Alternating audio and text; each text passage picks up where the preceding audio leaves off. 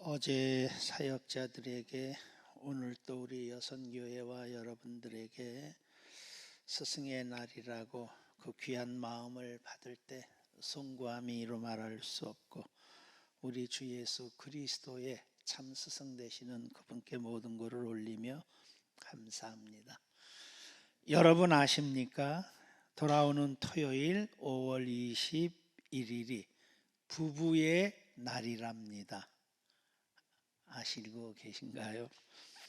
부부의 날입니다 라고 말해야 되는데, 제가 한국에 나온 지 13년이 되었음에도 부부의 날이 있는지도 모르고 사실은 지내왔습니다. 그것은 저의 아내를 제대로 사랑하지 못하여 부부의 날이 있는지도 모르고, 한 번도 부부의 날을 아내에게 의미 있게 해주지 못했다는 그러한 뜻도 돼서 참 미안하고, 이번 토요일은 어떻게 하든지 기억해서 부부의 뜻을 더 기려야 되겠다 생각합니다. 사실 명품 크리스찬이 되기 위해서 제 스스로 저는 부단히 애쓰고 노력해왔다고 자부하지만, 행복한 부부 사이를 위해서는 그냥 늘 나 정도면 됐지 뭐 이러면서 아내에게 큰소리 치고, 그러면서도 제대로 마음 쓰지 못하고 지내온 그것을 설교 준비를 하면서 깊이 느꼈습니다. 어찌 이것이 저만이겠습니까? 현대의 많은 부부들이 서로가 우리 정도면 됐지 않아? 이러면서 부부의 행복을 쉽게 지나치다가 실질적으로 어떤 어려운 위기를 맞았을 때 가정들이 흔들리고, 그러다가 그만 깨어지고 무너져 내리는 가정들이 특별히 우리 한국 현대 사회에 많습니다. 여러분들이 알고 계시듯 세계 이혼율 제1 혹은 2위 이거를 다투는 나라가 어느덧 한국이 되어졌습니다. 여러분들도 놀라셨죠? 최근에 이은혜, 조현수 살인사건이 있었고 그들이 검거되었습니다. 이은혜와 사실혼 관계자였던 3명의 남자가 모두 의문의 죽음을 당했습니다. 그 중에 마지막 남편이었던 윤모 씨는 가평 계곡의 다이빙 살해 사건으로 판명되어 몇 주 전에 이은혜와 조현수가 검거되었습니다. 두 사람의 살해 범죄도 우리에게 큰 충격을 주었지만, 정말 저에게 더 큰 충격은 이은혜가 검거된 직후 이은혜를 옹호하는 소셜 메신저 단체 대화방이 개설이 되고, 그리고는 이은혜를 응원하는 댓글들이 올라오고 있는 것입니다. 그 글 속에는 죄는 미워하되 사람은 미워하지 말라, 그래도 이 정도의 말은 봐줄만 했습니다. 경악을 금치 못했던 것은 이것이었습니다. 이은혜의 범죄는 중요하지 않다. 얼굴이 중요하다. 예쁘면 모든 게 용서된다. 이은혜를 응원하는 어느 팬의 글이었습니다. 미친 사람들의 미친 소리라고 그저 치부해서 넘기기에는 너무나도 곳곳에서 우리 대한민국의 가정들이 무너져 내리는, 붕괴되는 소리를 듣는 듯한, 또 실질적으로 그와 같은 일들이 일어나고 있는 것들에 대해서 너무나 가슴이 아팠습니다. 무너져 내리는 가정 속에 요즘 속수무책으로 희생당하는 어린 자녀들, 때로는 죽임당하고 때로는 거리에 내몰리고 때로는 어린이 보호소에 내몰리는 이와 같은 것이 현재 우리 주변에 한국의 많은 가정들 그리고 부부들의 현실입니다. 겉으로 보기에는 잔잔한 강 같은데 수많은 가정들이 속으로는 굉장한 큰 풍파가 숨겨져 있는 것들을 때때로 느낍니다. 언제 어느 때 터질지 모릅니다. 이러한 때에 저는 다시 우리 설교의 시리즈 명품 크리스찬은 누구인가? 명품 크리스찬의 가정, 명품 크리스찬의 부부들은 어떠해야 되겠는가? 이제 제 자신부터 다가오는 이번 토요일 부부의 날을 맞이하면서 오늘 주시는 특별한 말씀을 가지고 부부의 행복, 가정의 행복임을 우리 젊은 부부들뿐만 아니라 이미 결혼을 해서 가정을 이루고 자녀들을 가진 우리 모두에게, 특별히 가정을 가져야 할 젊은 청년들에게 오늘 이 귀한 말씀을 증거합니다. 우리 윤 전도사님이 잘 봉독해 주신 하나님의 말씀 잠언 5장 15절부터 19절이었는데 제가 15절부터 17절까지 표준 세번역 성경으로 다시 읽어드립니다. 잘 생각해 보십시오. 너는 내 우물을 마시고 내 샘에서 솟아나는 물을 마셔라. 어찌하여 너의 샘물을 바깥으로 흘러 보내며 그 물줄기를 거리로 흘러 보내려 하느냐? 그 물은 너 혼자만의 것으로 삼고 다른 사람들과 나누지 말아라. 여기까지 들으면 아주 이상한 하나님의 말씀입니다. 왜냐하면 성경의 가르침의 가장 중요한 가르침이 무엇입니까? 나눔입니다. 그렇잖아요? 하나님께서는 그토록 우리에게 나누라고 가르치고 있는데 오늘 하나님의 말씀은 너의 우물은 너 혼자만 마셔라. 너의 우물이 바깥으로 흐르지 않게 하라. 너의 우물은 너 혼자의 것으로만 삼고 다른 사람들과 나누지 말아라. 눈치가 빠른 사람은 금방 생각할 것입니다.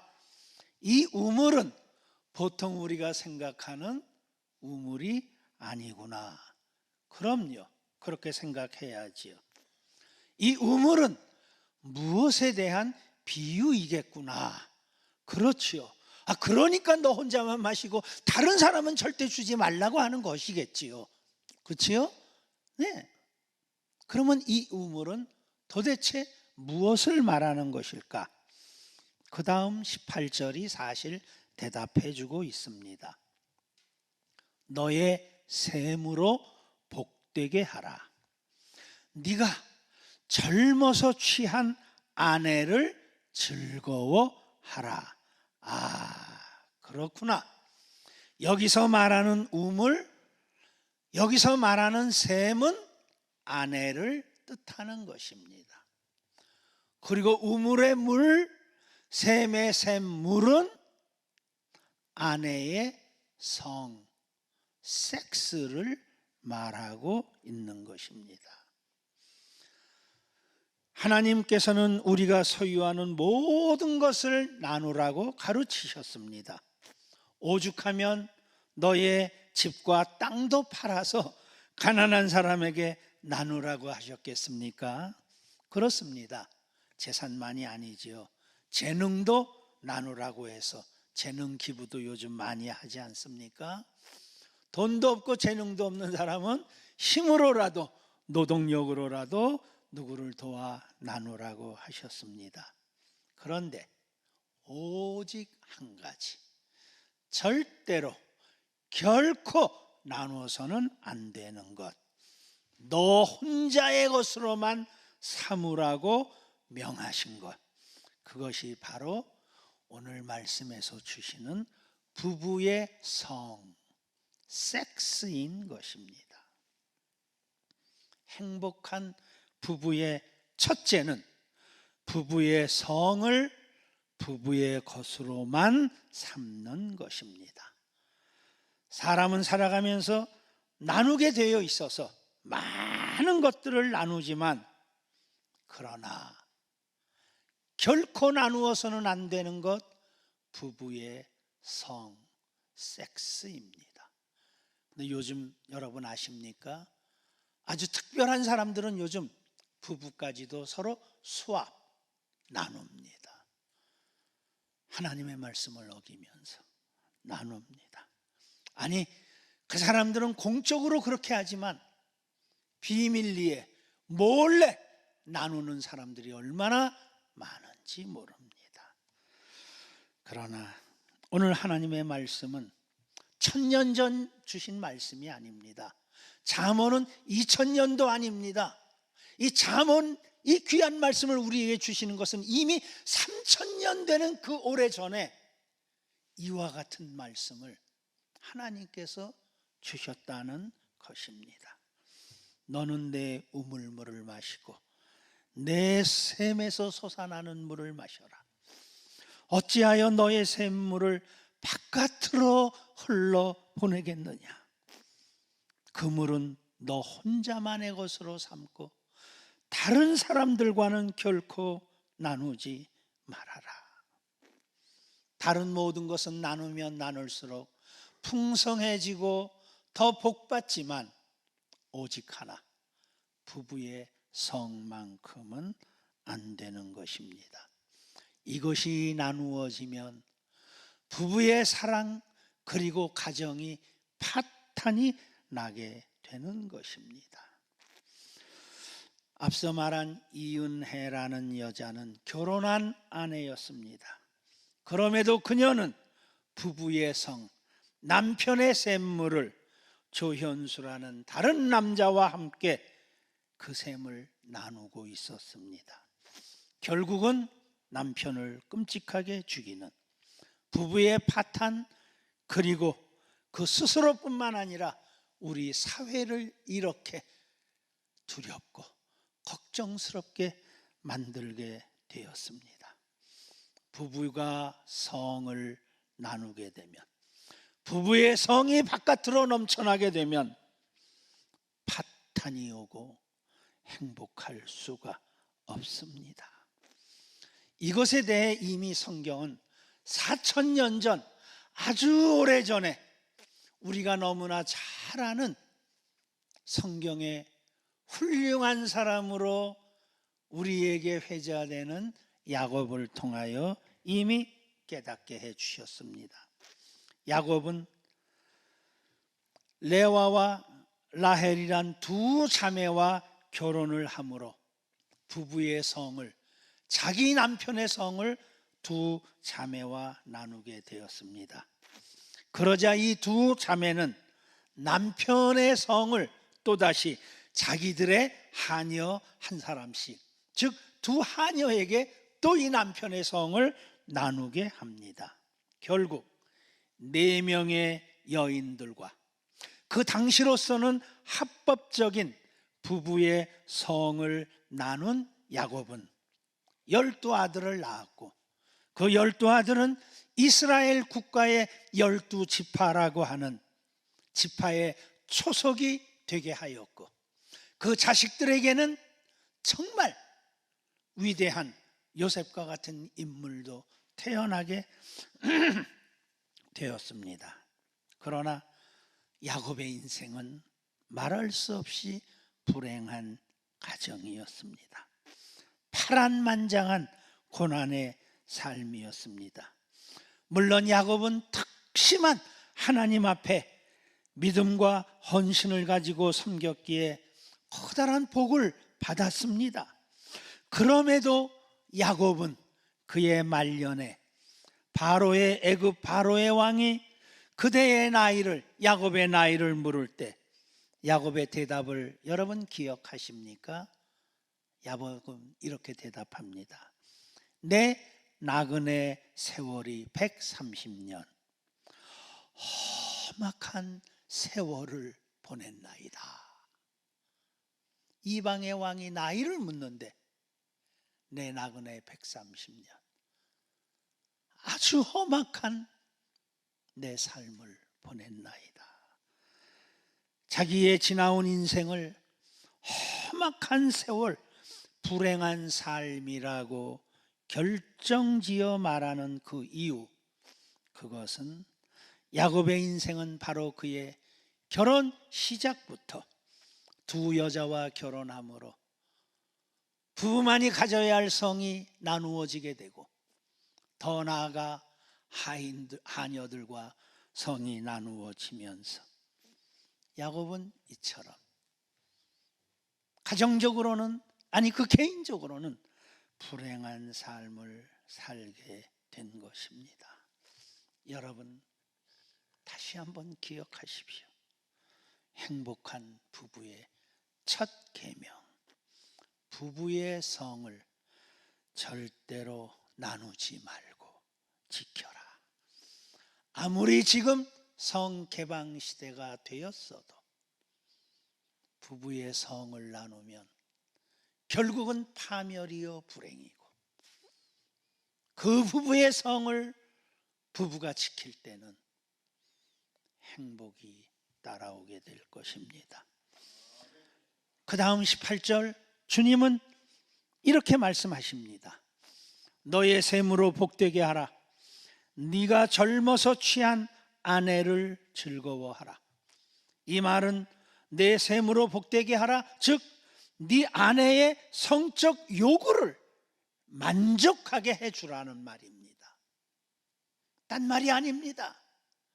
아내의 성적 욕구를 충족시켜 주어라. 그리고 그 다음 네가 젊어서 취한 아내를 즐거워하라. 즉 너의 아내로 말미암아 너 자신의 성욕도 충족, 만족하여 즐거움을 갖게 하라. 그러니까 오늘 이 본문의 중요한 말씀은 부부의 성으로 부부가 서로 만족하게 해주며 스스로가 만족해야 한다는 것을 말해주고 있습니다. 여러분, 거룩하다고 생각하는 하나님의 말씀이 이처럼 부부의 성에 관해서 이렇게 구체적으로 말하는 것 알고 계셨습니까? 이렇게 구체적으로 말하는 이유가 무엇이라고 생각합니까? 다름 아니죠. 가정의 출발은 부부에서 시작하고, 부부에서 시작하는 가정이 든든히 서려면 부부의 사랑이 든든히 서야 합니다. 부부의 사랑이 든든히 서기 위해선 부부의 성이 든든히 서야 하기 때문입니다. 그래서 하나님께서는 부부의 성에 대하여 이렇게 오래전 3000여 년 전부터 아주 구체적으로 말씀해 주고 계셨습니다. 아니, 구약에서만이 아닙니다, 여러분. 신약에서도 하나님은 아주 구체적으로 부부가 육체적으로 나누어야 할 성에 대하여 얼마나 중대한 것인지를 깨닫게 해주고 계십니다. 그러나 특히 교회에서, 한국 교회가 더 그러죠. 이 예배하는 설교의 거룩한 강단에서 섹스에 대하여, 성에 대하여 이야기하는 것은 불편합니다. 어쩐지 금기시 되어 왔기에 이런 문제를 쉽게 저도 설교한 적이 거의 없습니다. 그러나 하나님은 이 문제를 중대하게 여긴다는 것을 오늘 저는 여러분에게 이렇게 구약의 잠언 말씀 뿐만 아니라 신약에도 이것이 얼마나 중요하게 말씀하고 있는지 저는 이 시대, 오늘 같은 이때에, 아니 부부의 날을 맞이하는 이때에 여러분에게 선포하고 있는 것입니다. 매주 토요일 아침에 우리 교회 교육자들 한 10명이 먼저 모여서 경건의 시간을 갖고 전도사님들이 돌아가면서 경건의 시간 설교를 합니다. 어제는 길태준 전도사님, 아까 제가 허락을 받았습니다. 이름을 좀 호명하겠다고 경건의 시간을 인도하며 어제 설교했는데, 어제 본문은 생명의 삶 큐티의 본문이었습니다. 고린도전서 7장 1절을 길전도사님 봉독하면서 남자가 여자를 가까이 아니함이 좋으나, 성경엔 이렇게 써 있는데 길전도사님은 남자가 여자를 가까이 함이 좋으니 이렇게 읽어서 우리 사역자들이 그만 웃음을 터뜨렸습니다. 농담으로 본심은 못 속이는구만 하면서 우리가 이렇게 농담을 했습니다. 그건 중요하지 않았고 2절 본문 말씀에 음행을 피하기 위하여 남자마다 자기 아내를 두고 여자마다 자기 남편을 두라는 말씀을 우리에게 설명할 때에 솔직하게 전도사님이 솔직하게 나는 이 말씀을 받아들이기 어렵습니다. 왜냐하면 음행을 피하기 위해 결혼을 하라는 말씀인데, 아니 결혼의 목적이 겨우 음행을 피하는 것이라면 결혼이 너무 속되다고 생각합니다. 그러므로 결혼이란 보다 거룩한 의미, 하나님의 거룩한 뜻이 있는 것인데 결혼이 고작 음행, 섹스를 피하기 위하여 하는 것이라면 이건 좀 받아들이기 힘듭니다. 그러면서 아주 결혼의 의미, 하나님의 거룩한 뜻을 잘 은혜롭게 설명해 주느라고 수고를 많이 해 주셨습니다. 그러나 신약성경 고린도전서 7장 1절부터 있는 이 하나님의 말씀도 아까 우리가 읽었던 잠언 5장의 말씀과 똑같습니다. 전혀 다르지 않습니다. 하나님께서는 결혼한 부부들은 먼저 부부의 성을 만족해 해야 한다는 아주 구체적이고 분명한 심한 말씀이 신약성경 고린도전서 7장에도 있는 것입니다. 인간을 창조하신 하나님은 인간이 인간을 아는 것보다 하나님이 인간을 더 잘 알고 계십니다. 그래서 하나님은 인간이 결혼을 통해서 부부의 성으로 서로를 만족해 할 뿐 아니라 서로가 만족하면서 자식을 낳고 번성하여 행복한 부부 생활을 통하여 하나님의 뜻을 이루는 가정이 되라고 말씀하시는 겁니다. 그래서 하나님이 이렇게 선언하십니다. 결혼의 목적은 음행을 피하기 위해서다. 말을 바꾸면 결혼의 목적은 성의 만족을 위한 것이다. 그러니 결혼을 하면 부부는 부부의 성으로 서로가 서로를 만족해 주어야 한다고 합니다. 신약성경에는 그 다음에 이렇게 말하는 거 여러분 기억하십니까? 남편은 아내에 대해 성적인 의무를 다하고, 남편은 아내에 대해 성적인 의무를 다하고, 아내도 남편에게 성적 의무를 다하라고 말씀합니다. 깊이 새겨 들으십시오. 하나님의 말씀은 결혼한 부부의 성적 관계는 의무적으로라도 해야만 한다는 것입니다. 다른 말로 말하면 오늘은 내 기분이, 오늘은 내 컨디션이, 오늘은 내가 사랑을 나눌 그러한 몸 컨디션도 기분도 안 되기 때문에 싫어, 이렇게 말하면 안 된다는 말씀이 오늘 말씀인 것입니다. 의무라고까지 하니 하나님께서 결혼한 부부의 성을 얼마나 실질적으로 중요하게 여기는 것인지 성경은 말해주고 있습니다. 아니, 여러분 놀라지 마십시오. 이보다 더합니다. 4절 말씀으로 가보면 의무를 넘어서서 더 강력한 표현이 나옵니다. 들어보십시오.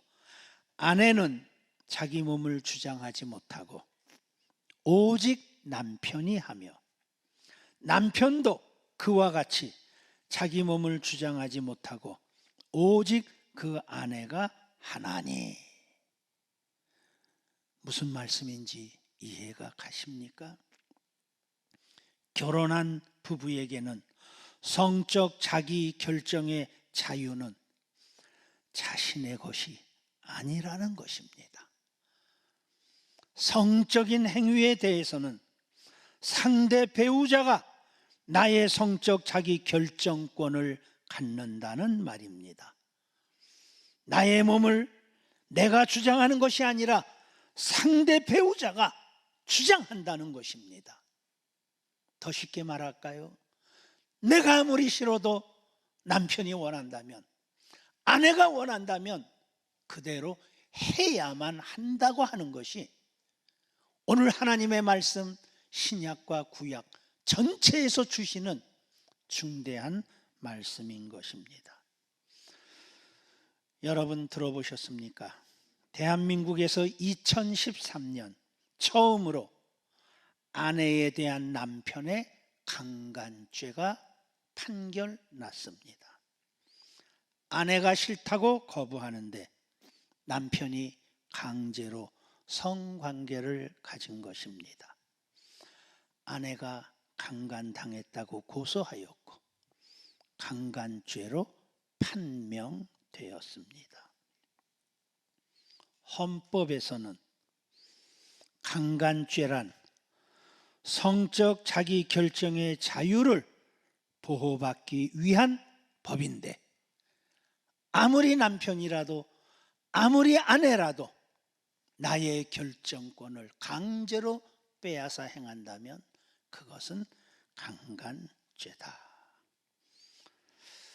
사랑하는 여러분, 명품 크리스찬의 가정은, 부부가 하나님의 법을 따를 것인가, 세상 법을 따를 것인가, 어느 법이 옳은가 논쟁하자고, 따지자고 지금 우리는 이 말씀을 듣는 것이 아닙니다. 명품 크리스찬은 18절 말씀의 뜻을 다시 한번 깊이 마음에 새겨야 하는 것입니다. 내 셈으로 복되게 하라. 내가 젊어서 취한 아내를 즐거워하라. 서로가 선택하고 결정한 후 이 사람이 하나님께서 나에게 짝지어준 사람입니다, 이렇게 고백하고 하나님 앞과 수많은 친지들 앞에서 사랑을 약속한 부부입니다.